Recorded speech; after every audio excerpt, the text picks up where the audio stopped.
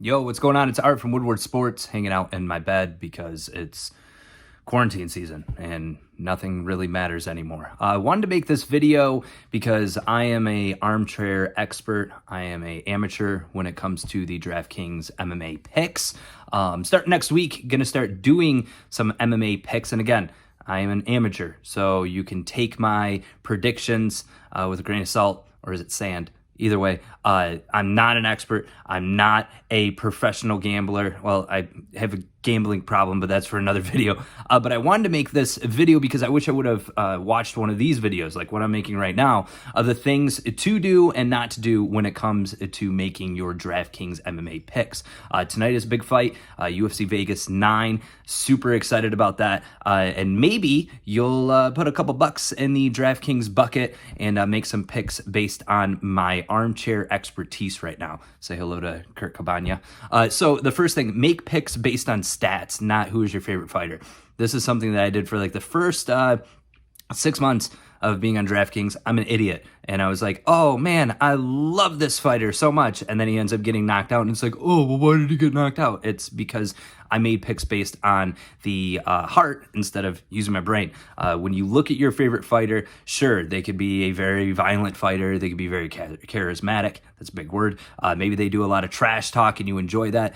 Don't make your picks based on that. That is the number one mistake that I and a whole bunch of other people have made, and that's why DraftKings makes a lot of money off of us. So make your picks based on the fighter that you think is going to get the victory, not the fighter who's he's 4-0 in his last 4 fights. Well, anyone could get knocked out, submitted, or lose in a decision. You want to make sure that when you're making the picks, you look at each individual fighter, look at their stats, look at stuff like reach, height, how were their last 4 fights, and make a prediction based on that, not just because you think that they're really cool, they have a cool haircut, they have tattoos, maybe they have a cool last name that's the same as yours. Don't make picks based on that. Pick women fighters. That is tip number 2, and something that is highly overlooked.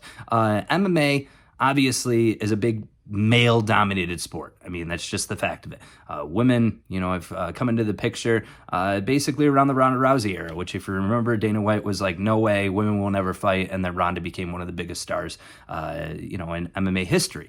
With that being said, women fighters have the stats to prove that most of the time their fights end in finishes or end in submissions, especially in the lower class divisions. So when you're looking at picks, don't just go all male, because a lot of times the women fighters bring a lot to the table and they're scrapping just as hard as the males are. And if you look at percentages, this is a fact. You can't fake news me here. It is true that a lot of times in women's fights in the strawweight division and even on up to Amanda Nunes' division, ends in finishes. I mean, you look at Nunes, for instance, she rarely goes to decision. Number 3, go for the KO and sub fighters the most, not the decisions ones. Now, with that being said, you could make a case where you look at fighters like Khabib Nurmagomedov.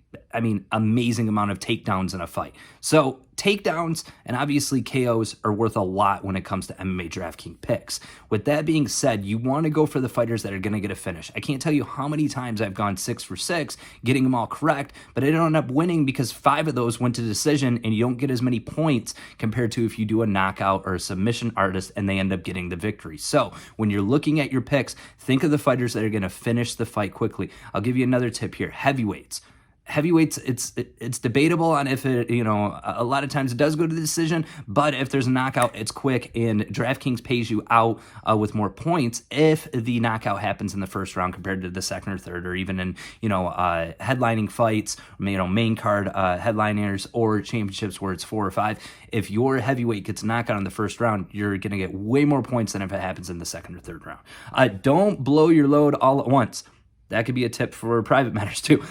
With that being said, a lot of times you'll look at, a fighter's $9,000 and you're like, oh, it's almost a guaranteed win. Be strategic in your picks. What I mean by that is scroll down, look at the 7,900 to 8,200 range. Are there fighters in there that are being overlooked on that card?